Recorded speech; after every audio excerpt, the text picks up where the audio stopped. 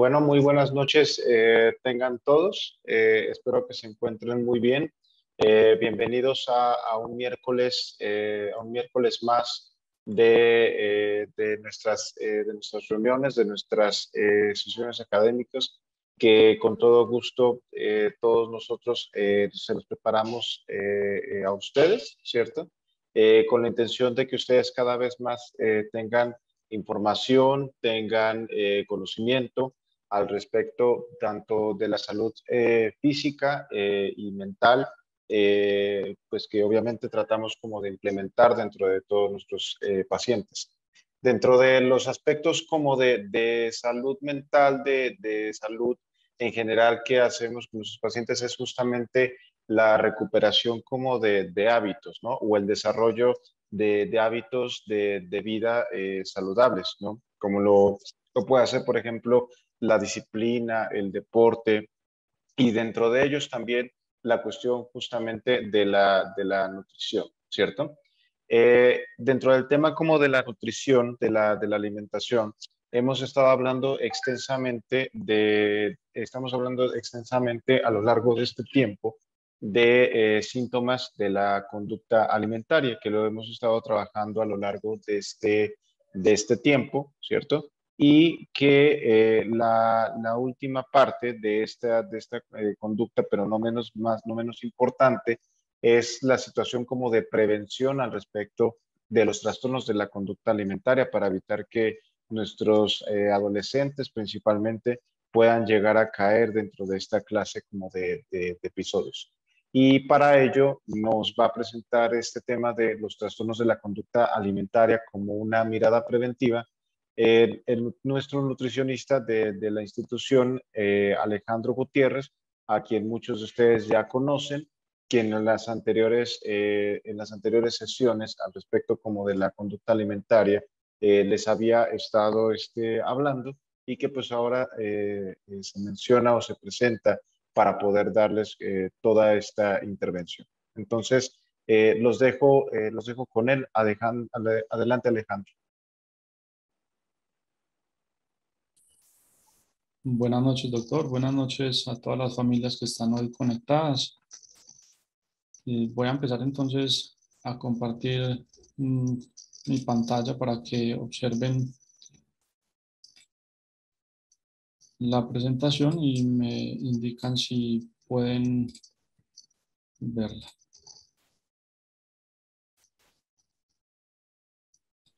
Muy bien, Alejandro, ya estamos viendo. Ok, gracias, doctor. Bueno, para los que no me conocen, mi nombre es Alejandro Restrepo Gutiérrez, nutricionista dietista desde hace 4 años en la institución.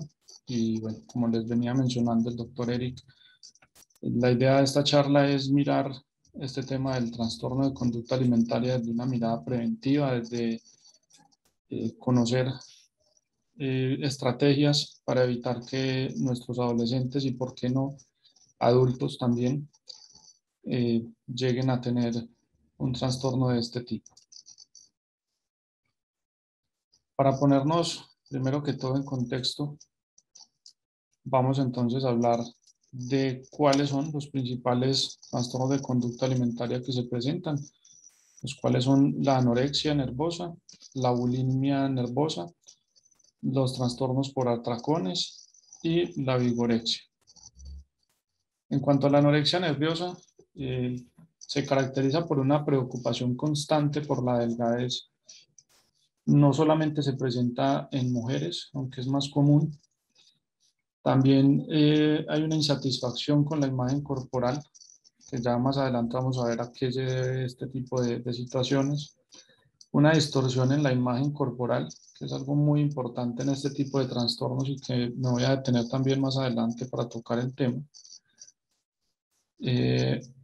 Dietas autoimpuestas, personas que empiezan a hacer dietas porque creen que necesitan bajar de peso. Estas dietas son muy estrictas, llegan al punto de solamente comer ensalada y proteína o de comer solamente una harina al día restringiendo su consumo de calorías por debajo de las 1000 calorías, lo cual es inadecuado porque pues, nuestra tasa metabólica basal, que es la cantidad de energía que utilizamos simplemente para estar vivos, es cercano a 1200 calorías en las mujeres y 1400 calorías en los hombres. Entonces, cuando una persona con este tipo de trastornos de conducta alimentaria hace una dieta muy estricta, puede estar consumiendo no más de 500 calorías al día. También es muy común que hayan conductas de purga, eh, llámese uso de sustancias o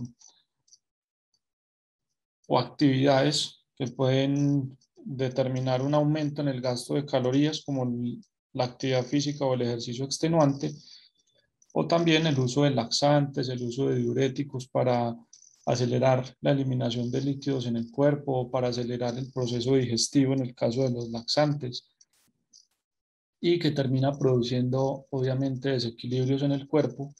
En el caso de los laxantes, como la diarrea, deposiciones líquidas constantes que terminan produciendo una deshidratación.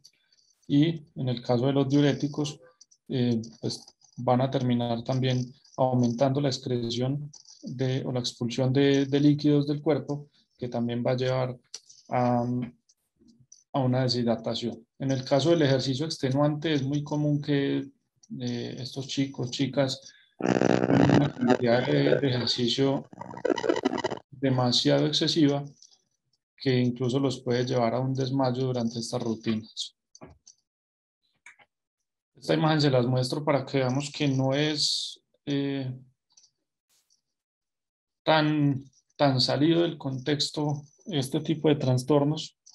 Estas tres mujeres son famosas, una de ellas ya muerta, Amy Winehouse, las otras dos aún vivas y recuperándose de estos trastornos, pero las traigo a colación para que veamos que no es algo tan poco común como creemos. No, la anorexia de pronto se ve, quién sabe dónde, yo no conozco ninguna persona con anorexia, pues realmente es más común de lo que pensamos.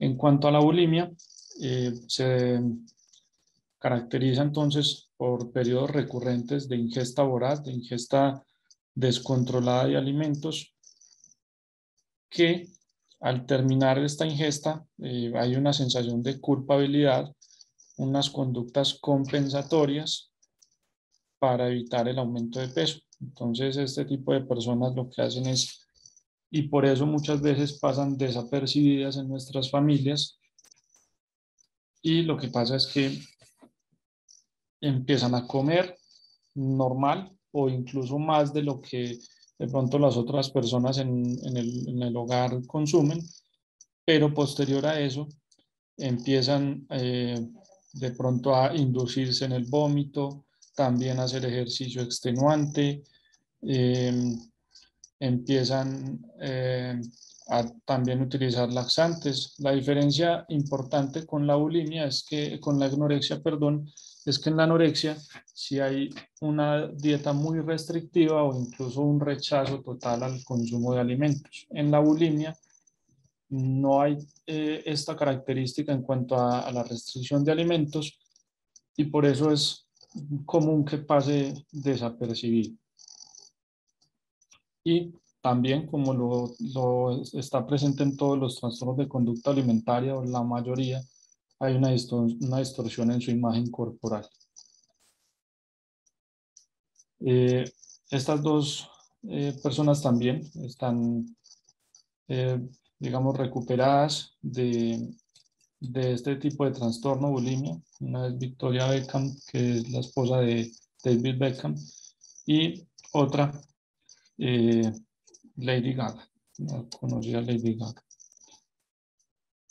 En cuanto a los trastornos por atracones, este se caracteriza porque no hay una disminución en el índice de masa corporal. Se puede mantener un índice de masa corporal normal, o incluso hay personas que mantienen un índice de masa corporal en sobrepeso, se caracteriza porque las personas comen más rápido de lo normal. Muchas veces no hay un buen proceso de masticación. Hay una ingesta hasta sentirse lleno de manera incómoda, hasta sentirse que el abdomen duele un poco, que se siente distendido. Comen cantidades excesivas, incluso sin sentir hambre, sin sentir esa sensación de necesitar consumir algún alimento.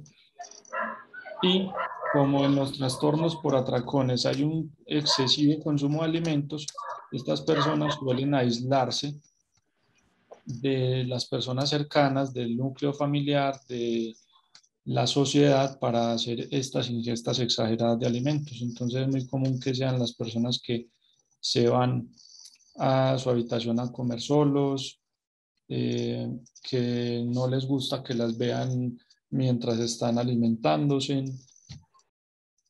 Esto también, esta parte de comer solo, puede presentarse en los otros dos trastornos, en la anorexia y en la bulimia, pero las personas con anorexia o bulimia lo utilizan más como una estrategia para tal vez esconder la alimentación que reciben de parte de sus padres. En el caso de adolescentes, terminan botándola en los baños de sus habitaciones o escondiéndola debajo de la cama, o debajo del colchón, muchas veces, y es una manera de pronto de identificar o de poner un signo de alerta en nuestros hogares si empezamos a sentir olores fuertes a comida deteriorada en las habitaciones de nuestros adolescentes. Cuando hacemos aseo constantemente estamos encontrando pedazos de comida o incluso, por ejemplo, un sándwich o comidas completas que creeríamos que nuestro adolescente está consumiendo porque pues se lo lleva para su habitación, pero precisamente es por este tipo de conductas. Perdón, vamos, hijo. Bueno, también hay una sensación de disgusto consigo mismo, una sensación de culpabilidad, ¿cierto? Entonces las personas, ay, no, yo por qué comí tanto, yo por qué me comí eso, yo no tenía por qué haberme comido eso, y empiezan comentarios incluso eh, degradantes consigo mismo. Yo sí soy mucho cerdo, yo sí soy mucho marrano, como me como eso, ¿cierto? Entonces son situaciones y maneras de tratarse por la culpabilidad que sienten después de ingerir esa cantidad de alimentos. Diferencia importante con el trastorno de bulimia es que, como les dije al principio de este tema, pues del trastorno por atracones, es que no hay una disminución importante en su índice de masa corporal, pero sí pueden haber conductas compensatorias para evitar el aumento de peso. En esta imagen, entonces, me voy a detener un poco para hablarles de lo que mencionaba anteriormente, que es algo común entre todos estos trastornos, y es la distorsión en su imagen corporal. Muchos de los usuarios, como vemos en el espejo, pueden estar, en el caso de las personas con anorexia y bulimia, muy por debajo de su índice de masa corporal normal o adecuado, saludable, pero ellos se ven, se sienten como si estuvieran en sobrepeso, como si estuvieran en obesidad. Entonces, en esta imagen que ustedes ven una cantidad de siluetas diferentes,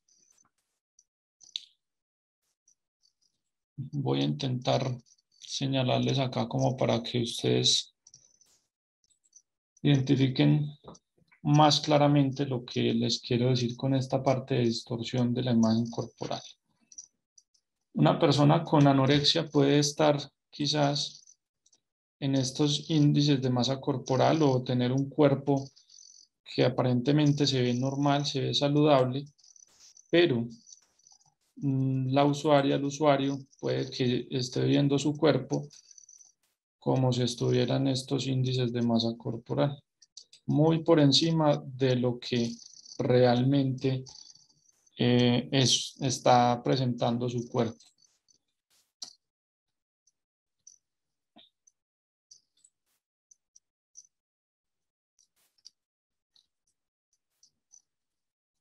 Es muy común también la vigorexia, aunque no es un trastorno al que de pronto se le preste tanta atención, pero también es muy común. Por ejemplo, en los gimnasios es muy común ver,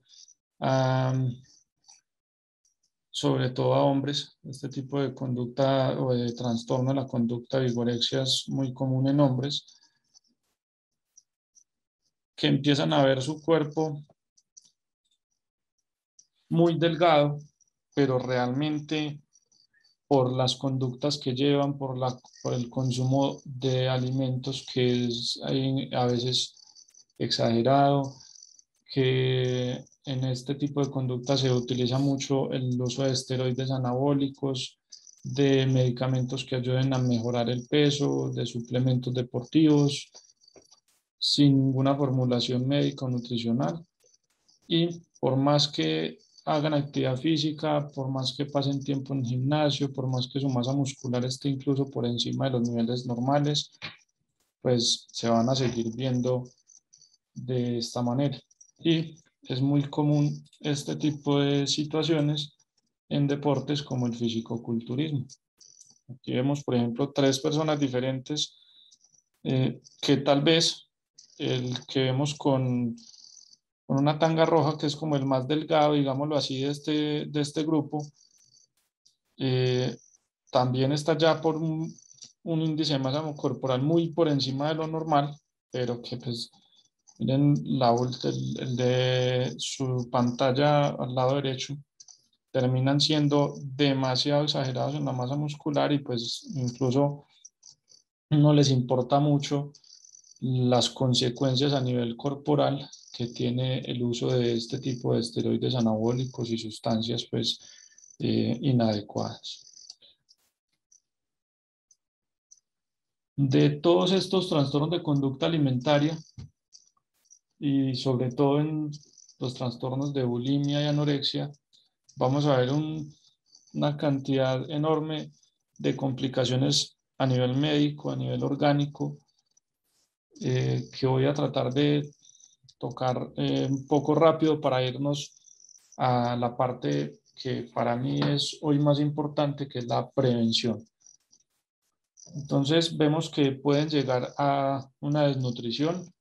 En el caso, por ejemplo, de las mujeres, puede llevarlas a una menorrea o a una ausencia del ciclo menstrual, a una osteopenia o osteoporosis, que es del deterioro de los huesos, disminución del volumen cerebral o incluso eh, mm, bajo funcionamiento, digámoslo así, o disfuncionamiento del cerebro por la falta de energía, intolerancia al frío, porque pues hay un bajo consumo de calorías que son las que terminan haciendo efectivo un proceso que se llama termogénesis, el cual nos ayuda a adaptarnos a ciertas temperaturas. También hay un déficit de múltiples nutrientes, entre los cuales los más importantes son la anemia, que es el déficit en el hierro. Los vómitos autoinducidos pueden empezar a generar reflujo gastroesofágico, mayor riesgo de cáncer de estómago, enfermedades a nivel de esófago, todo el conducto, toda la parte alta del intestino.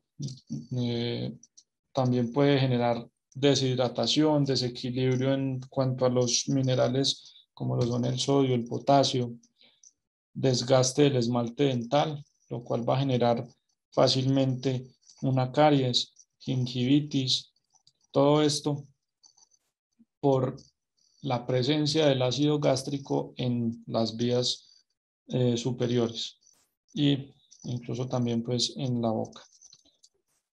En el uso de laxantes, que es muy común en este tipo de usuarios, puede generar deshidratación, como les decía anteriormente, puede generar un efecto de tolerancia al laxante, o sea que por más laxante que va a consumir la persona, no hay una deposición adecuada, puede generar también una disminución en la motilidad intestinal, que es el movimiento propio del intestino con el cual el cuerpo se ayuda a eliminar las sustancias que no requiere, que no necesita, por medio de las heces. El abuso de diuréticos, ya lo mencionaba anteriormente, el abuso de enemas, que incluso puede ser una de las estrategias que utilizan este tipo de usuarios, en el que el enema es una manera de producir las deposiciones, y la ingesta usual también de medicamentos con efectos anorexígenos, que es la disminución del apetito. También pues va a empezar a alterar obviamente toda la parte hormonal, y con la alteración de todo este sistema hormonal, pues todo lo que puede acarrear. Puede generar también insomnio, mayor sensación de irritabilidad, puede generar incluso hipotiroidismo, que es una de los síntomas o signos más comunes, posterior a la manipulación, digámoslo así, de la parte hormonal. Entonces, ahora vamos a empezar a hablar un poco de esto, de prevenir el trastorno de conducta alimentaria en nuestros adolescentes. Quise empezar con todas estas frasecitas que se ven muy inocentes, pero que realmente, cuando empezamos a conocer de este tipo de trastornos, quedamos como el osito que ven en esa pantalla, como que, ay, no, no le diga eso, ¿cierto? ¿Por qué? Porque este tipo de frases que utilizamos en la cotidianidad, que muchas familias lo hacen de manera inocente, son las que van a empezar a desequilibrar o detonar en los adolescentes este tipo de conductas. Entonces, la invitación es a tratar de ser muy asertivos en la comunicación con personas que sospechemos que tienen un trastorno de conducta alimentaria. Es algo muy sencillo, simplemente una persona que se preocupa constantemente por su peso y por lo que come, puede que estas frases la puedan afectar. Hay una persona, por ejemplo, que se preocupa porque hoy se comió una hamburguesa y no fui al gimnasio.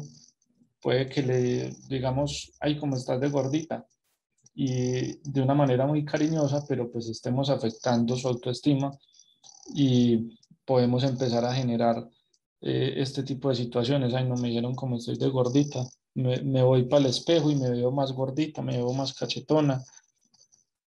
Entonces, hay que ser asertivos en la manera en que decimos las cosas en cuanto al peso. Eh, no tanto es, ay, le estás gordita, le estás cachetoncita, o estabas mejor cuando estabas más flaquita, porque realmente no sabemos si antes, cuando estaba más cachetoncita, más gordita, estaba en sobrepeso, en obesidad, y pues no es algo sano, de lo que más adelante voy a hablar.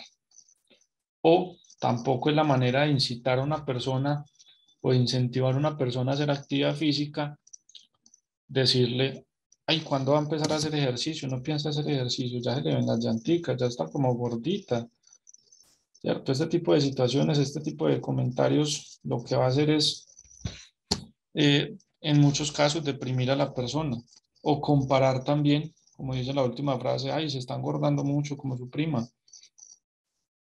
Pues hay que tratar de mejorar estas maneras en que nos comunicamos, no solo por el trastorno de conducta alimentaria, sino porque muchos de los comentarios que hacemos inocentemente pueden afectar a nivel emocional.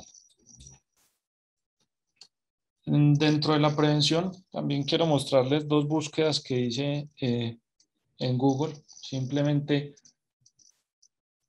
para curiosear un poco y mostrarles a ustedes lo común que es el señalar a las personas por un tipo de cuerpo. En esta búsqueda solamente puse en Google cuerpos bonitos, ¿cierto? Y miren que, por ejemplo, acá en este pantallazo, de todos los cuerpos supuestamente bonitos, el 80-90% son cuerpos demasiado delgados, que muestran caderas anchas, que muestran una mujer con senos grandes. ¿Quién nos dijo que este cuerpo es bonito y que un cuerpo que no cumpla con esos estándares de belleza que nos impone la sociedad, que nos imponen los medios de comunicación, las revistas, el Instagram, el Facebook, todas estas redes sociales? ¿Quién dijo que un cuerpo que no se ve así no es bonito? ¿Cierto? En el caso de los hombres, un cuerpo estético. Entonces, todos los hombres tenemos que tener cuadritos, todos tenemos que estar súper rayados para tener un cuerpo estético, ¿cierto? Entonces, les muestro esto para que seamos conscientes de que no, por no tener mi cuerpo definido, mi cuerpo rayado, como me muestran los estereotipos en las redes sociales, en los medios de comunicación, entonces yo no voy a tener un cuerpo bonito, ¿cierto? Me voy a adelantar un poco para mostrarles un estado de una de mis pacientes particulares que conciencialmente montó el día de hoy, ¿cierto? Ella lo dice de una manera muy bonita: la belleza viene en diferentes colores y tamaños. Acéptate y ámate. No por el hecho de que yo tenga un índice de masa corporal en sobrepeso, quiere decir que mi cuerpo no sea bonito, o quiere decir que no me voy a querer. Obviamente hay estándares en cuanto a niveles de salud que van a ser más adecuados que otros, de lo que más adelante les voy a hablar, pero pues no quiere decir que yo no vaya a quererme como soy, ¿cierto? Y en esto hay mucha controversia de que no, es que yo soy gordito y me quiero como soy, entonces me voy a quedar gordito toda la vida. ¿Por qué? No es tan sano, pero no quiere decir que no me voy a querer porque esté con 10 kilos de sobrepeso. Obviamente antes me tengo que querer más para afrontar esa situación y decirme, bueno, voy a llegar a un peso saludable, voy a llegar a un índice de masa corporal saludable, pero por mi salud, no porque me quiero ver como Kim Kardashian o como quién sabe cuántas más modelos a las que nuestros adolescentes quieren seguir. Me devuelvo un poco en la presentación para hablar algo muy importante. La prevención de los trastornos de conducta alimentaria no empieza en la adolescencia, empieza en la infancia. Empieza cuando mi hija o mi hijo de 4 de 5 años empieza a preocuparse por su sexualidad, empieza a preguntar por qué son las partes íntimas, ¿cierto? Que es muy común y que muchas veces no sabemos qué responder a nuestros hijos. Empieza desde el ejemplo de que no hablemos de que, ay, esa señora tan gordita, y al lado está mi hijo. O ay, esa señora te parece bonita, hijo. Mira que tiene un cuerpo bonito, ¿cierto? Ese tipo de cosas es lo que debemos evitar desde la infancia, ¿cierto? Educar a nuestros hijos en que estos estereotipos de cuerpos son simplemente medios para vender. Para mí, en particular, no son más que eso. Medios para vender, medios para atraer miradas, porque pues obviamente si yo muestro una mujer que va a ser atractiva para la sociedad con una cadena puesta, pues voy a vender la cadena más fácil. Pero las redes sociales, los medios de comunicación nos han exagerado bastante con este tipo de publicidad, y pues ya para vender un confite, un vaso o cualquier utensilio, lo primero que nos muestran es una mujer llamativa y ojalá en vestido de baño, ¿cierto? Entonces, tratar de educar a nuestros hijos en cuanto a este tema. Ser muy precavidos con los comentarios, como decía anteriormente, y educar en que, pues, realmente un estereotipo de belleza no va a ser lo que me va a definir, o no voy a ser menos porque no tenga los cuadritos o porque no tenga el abdomen rayado como la modelo de Instagram. Pues no voy a ser mejor o peor ser humano. Eso es lo que realmente importa.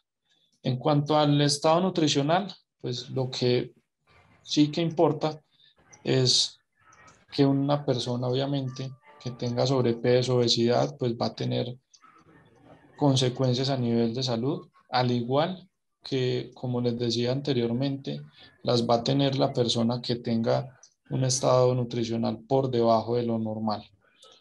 En esta imagen vemos los índices, los rangos del índice de masa corporal. En, en, en esta imagen pueden observar entonces también los tipos de silueta que se pueden alcanzar a observar en una persona con cierto índice de masa corporal. Se los muestro por qué. Como les decía ahorita, lo importante es realmente esto. Es que si yo tengo un sobrepeso, que si mi índice de masa corporal está por encima de lo normal, no es que no me vea como la modelo, no es que no tenga los cuadritos, no es que nada de la parte estética. Realmente lo que importa es que si yo tengo un porcentaje de grasa por encima de lo normal, un peso superior a lo saludable, pues mi cuerpo va a empezar a sufrir, ¿cierto? Mi hígado va a empezar a sufrir, mis riñones van a empezar a sufrir, mis rodillas van a empezar a doler. Entonces es más enfocarnos en lo que es saludable y no en lo que es bonito, en lo que es estético para el resto del mundo, ¿cierto? Y pues para mantenernos en unos índices de masa corporal saludables, no necesitamos más que tener buenos hábitos. ¿Qué buenos hábitos? Hacer actividad física, no necesariamente ir al gimnasio, no necesariamente jugar fútbol, no necesariamente hacer yoga. Son opciones que cada uno pues escogerá dentro de lo que más le guste, pero lo que importa es tratar de hacerlo mínimamente 3 veces a la semana, más o menos por media hora, según recomienda la OMS, y tener buenos hábitos de alimentación. Esto nos va a garantizar que tengamos un índice de masa corporal adecuado y nos va a garantizar que nos sintamos bien, pero también obviamente es importante esa parte mental, esa parte emocional, para la cual pues hay diferentes profesionales que nos pueden ayudar en caso de que, aparte de estas recomendaciones que les doy, pues puede que no siempre vayan a ser, eh, no siempre van a ser lo único que debemos hacer, sino que también hay muchos otros ámbitos en la vida que debemos tener en cuenta. Bueno, en cuanto al tema pues, de trastornos de conducta alimentaria, doctor Eric, no sé de pronto en qué pueda intervenir. Por mi parte, lo más importante es esto, que les muestro en esta última imagen, preocuparnos más por mantenernos saludables que por mantenernos como nos define la sociedad, que es lo bonito, ¿cierto? Sino por sentirnos bien. Ok, muchas gracias Alejandro. Sí, creo que este es como a final de cuentas el anuncio principal. Ahora, creo que es bien importante que todos ustedes tengan bien en cuenta de que los trastornos de la conducta alimentaria son multifactoriales, ¿cierto? O sea, realmente no podemos decir que todos los casos por ejemplo, eh, les hayan dicho a sus infantes, les hayan dicho a sus adolescentes, ay, qué gordita estás, ay, mira, o sea, que van a desarrollar todos ellos un trastorno de conducta alimentaria. Tampoco es así, ¿cierto? O sea, sin embargo, la idea es que ustedes, pues bueno, puedan tener como una mayor conciencia para precisamente como evitar realizar como toda esta clase como de comentarios. Porque esta clase de comentarios no solamente impactan ante la situación como de directamente de la cuestión de la conducta alimentaria, sino también en otros aspectos como lo tiene que ver como la autoimagen, ¿cierto? Que es parte también pues de esta situación como de la autoestima y que en muchas ocasiones pues obviamente de eso desembocan en otros padecimientos como pueden ser los trastornos, como pueden ser los, por ejemplo, los trastornos depresivos, ¿cierto? Y que también muchas veces vemos mucho en casos de familias donde existen una cantidad de pacientes con algún trastorno de la conducta alimentaria, la cuestión como de el cariño a través como de la imagen, ¿cierto? En donde la cuestión como de la imagen está altamente como castigada en el caso como en el caso como de que no se cumplan como con ciertos estándares, ¿cierto? O el cariño también como a través como de la comida. Esas son cuestiones ahí como que tenemos que prevenir mucho de que no se nos puede ir solamente como el castigo ante una situación de imagen o a una situación como de la comida para siempre estar como generando cambios de conducta, por ejemplo, ¿cierto? Ese es un poco como un poco lo complementario en cuanto a este sentido. Lo importante dentro de todo esto es que ustedes puedan, sobre todo, identificar esos puntos como de alarma que les hemos estado manifestando a lo largo de estas sesiones que hemos estado hablando de los trastornos de la conducta alimentaria, ¿cierto? Y pues yo quiero dar paso pues a las preguntas que están disponibles. Quien quiera abrir el micrófono, nada más que levanten la mano. Y para eso pues está Faisuri Torres, quien nos está levantando la mano. Adelante. Buenas noches, yo soy la mamá de Ana María Torres. Quiero preguntarles, ¿se puede tener dos diagnósticos al mismo tiempo, anorexia y bulimia? No, cuando hablamos de anorexia y bulimia, anteriormente así se llegaban a conocer, ¿cierto? Pero ya esto es algo que esto ya es algo que es descontextualizado, ¿cierto? Porque lo que es definitorio propiamente como de la bulimia son los atracones, no propiamente como la alteración como de la imagen corporal. Lo que define principalmente a la anorexia es sobre todo la distorsión de la imagen corporal, las conductas restrictivas y el miedo muy importante para subir de peso, ¿cierto? Bueno, Algunas de estos pacientes que tienen anorexia son principalmente de tipo restrictivas, que están como relacionadas con el tema de que precisamente hacen una restricción como muy importante de la ingesta como alimentaria, ¿cierto? Por este miedo como a no subir de peso. Pero lo que anteriormente se conocía como anorexia bulimia, actualmente se llama anorexia de tipo compulsivo purgativa, en la cual lo principal son los padecimientos justamente como de la anorexia, ¿cierto? La distorsión de la imagen corporal, el miedo muy importante como a subir de peso, el rechazo importante al peso que se tiene inclusive por debajo, aunque este esté como por debajo del peso idóneo para la talla, en el caso de un adolescente, o para el índice de masa corporal en el caso de un adulto, ¿cierto? Y que esta persona se encarga precisamente de hacer conductas restrictivas como ayunos, como el tema por ejemplo, saltarse de comidas, tener alimentos prohibidos, tener listas de alimentos o de porciones o cuenta de calorías, por ejemplo, ¿cierto? y algunas conductas que pueden ser,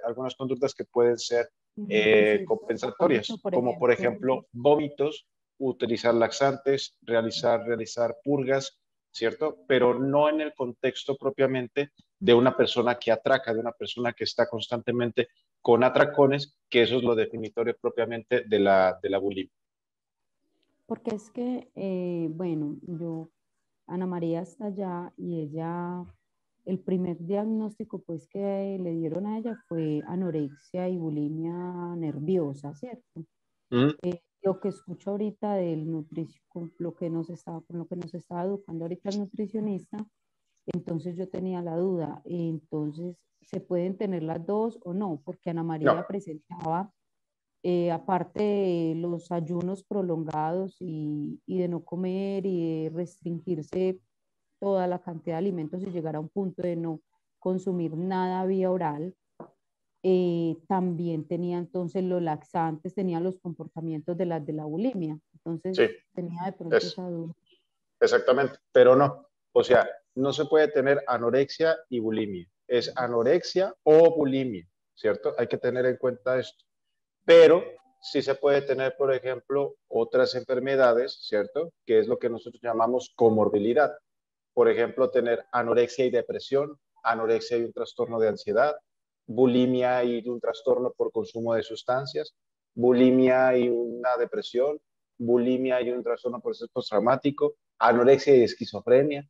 O sea, eso sí se puede tener realmente, ¿cierto? Pero cuando hablamos de dos trastornos de la conducta alimentaria, no, o es anorexia o bulimia. Muchas gracias. Con gusto. Bueno, ¿alguien más tiene alguna otra pregunta?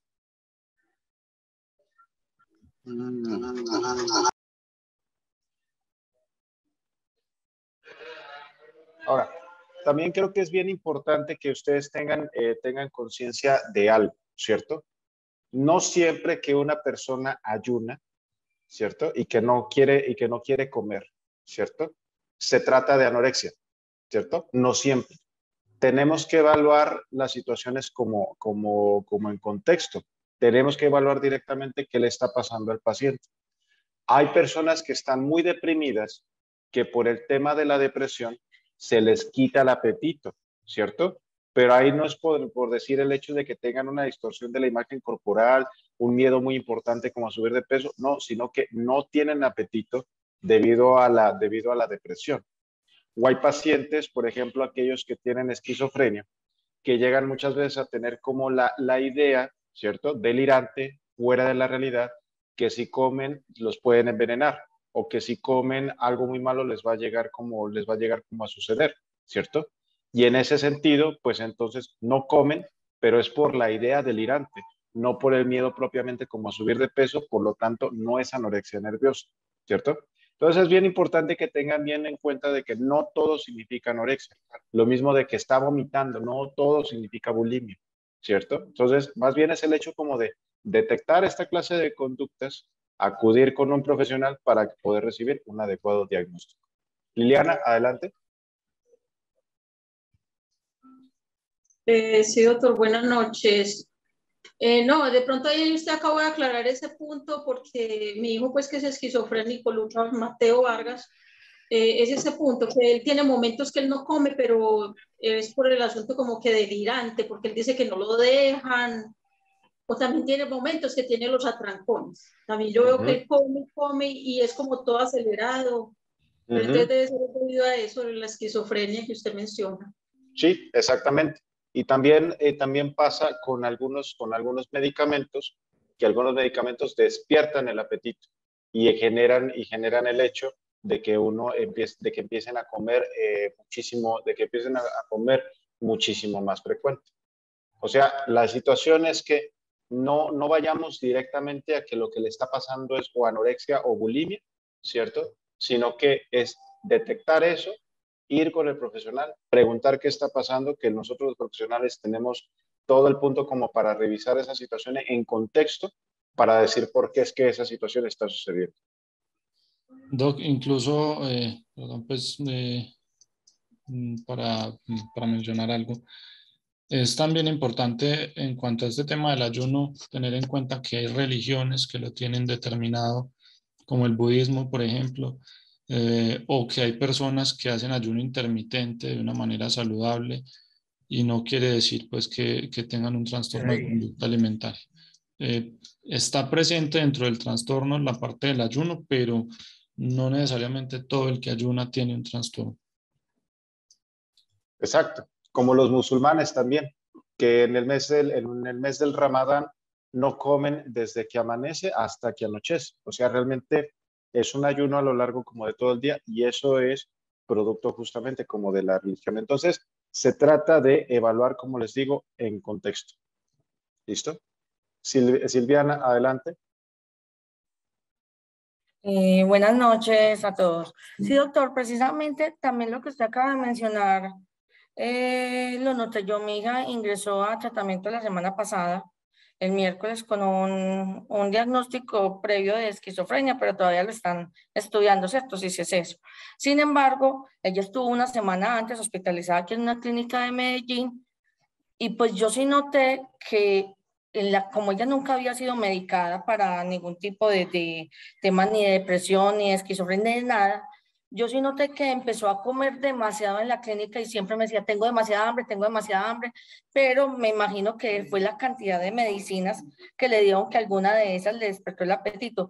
Ella siempre ha sido una niña que sí se cuida mucho, o sea, a ella le gusta verse, como me dice, fitness, pero nunca pues como al exceso de que está o gordas, no, simplemente sí se cuida es en no consumir mecatos ni nada, pero sí tengo pues como que tener esto como en cuenta, una alertica, que no se vaya a exceder de pronto yo la veía, hay veces que tomaba era mucha agua, pero también pienso yo que es de pronto por su condición mental, que hay veces ponía, no, tengo que tomar mucha agua, o es muy obsesiva es con el tema de que se le vean bien, que por ejemplo que las cejas, que no, que físicamente como su rostro se le vea intacto. Entonces yo no sé si eso también tenga que ver con el tema de, no sé si, no verse gorda, pero sí como en el tema de la apariencia física, era muy repetitiva en eso, en no tener como imperfecciones que de pronto generaran que la atención de otras personas se fuera por esa parte. Entonces yo no sé si ahí haya algo que ver, porque sí he notado eso.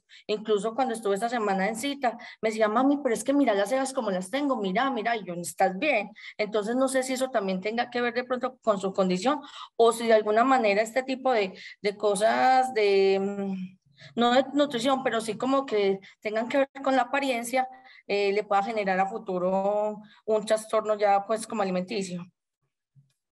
Bueno, obviamente tenemos que ver justamente como la evolución, tal cual, ¿cierto? Pero es un poco lo que yo les comentaba. Tenemos que evaluar en contexto, ¿no? Por un lado, hay medicamentos que, como les digo, aumentan el apetito, otros que disminuyen, por ejemplo, el apetito, ¿cierto? Algunos medicamentos generan boca seca, lo cual estimula con mucha sed, y hay muchos padecimientos que pueden llegar a generar esta condición de ayuno o esta condición de atracón, por ejemplo, o la cuestión como de tomar mucho líquido, como por ejemplo puede ser en la esquizofrenia, ¿cierto? Entonces, se trata como tal de evaluar como en contexto. Y obviamente depende mucho como de la evolución que tenga, por ejemplo, esta característica como de las imperfecciones y demás, para poder saber si esto va a desarrollarse en algún otro padecimiento o solamente sea parte como del mismo ciclo del desarrollo del adolescente. Muy bien. Vamos a terminar entonces con estas últimas tres preguntas. Primero de Marcela. Hola, buenas noches. Soy el esposo de Marcela, el papá de Alejandro Bolívar Castillo. Teníamos una duda y es que queríamos saber si una adolescente que se preocupa mucho porque de pronto se va a engordar y a pesar de eso me catea bastante. Nosotros lo que hacemos es decirle, como no hace casi actividad física, prácticamente nula totalmente. Nosotros cada rato le decimos que se pare, que camine, que se ejercite, que haga alguna cosita pues como para mantenerse vital. No sabemos si de pronto estaremos pasando algún límite y teniendo algún riesgo ahí. Vamos, la situación digamos, de riesgos en cuanto a la cuestión como del adolescente está ahí presente. Yo lo que a final de cuentas recomendaría es hacer una evaluación como más hacia lo profesional. ¿Por qué está pasando eso, cierto? ¿Por qué la situación de mecato?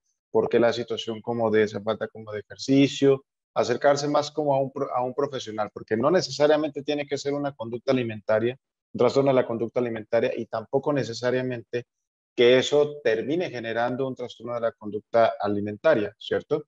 Pero sí forma parte también como de la adaptación de propiamente de lo que sucede como en el adolescente.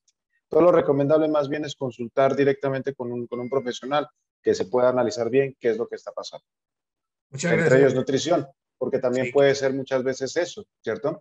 Que el Sí. tema como que el tema de mecatear termina siendo muchas veces el hecho como de que al momento de que se está uno como tratando de restringir tanto, el cerebro manda la señal justamente de inanición y que es justamente métele alimentos altamente energéticos. ¿Y cuáles son los alimentos altamente energéticos?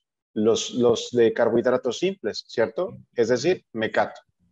Entonces, Sí. eso puede ser básicamente no una situación a lo mejor mental ni mucho menos, sino una cuestión propiamente nutricional.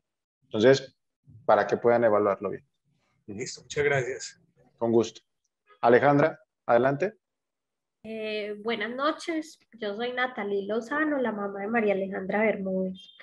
Lo que usted decía, doctor, es muy cierto. Yo tomo quetiapina, que es un medicamento psiquiátrico, y en este momento me siento muy obesa.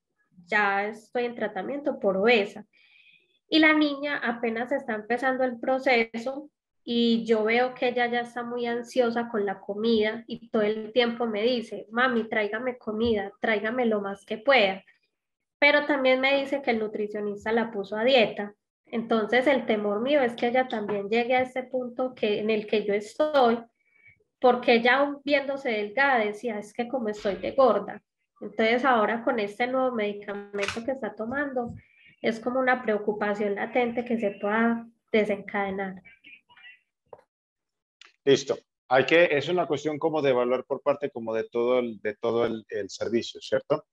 Cuando, Alejo, ahí nos puede decir usted a qué se refiere cuando usted ahí en el servicio los pone a dieta. No. Aquí les digo de Alejandro. Espérame tantito, doña Alejandra.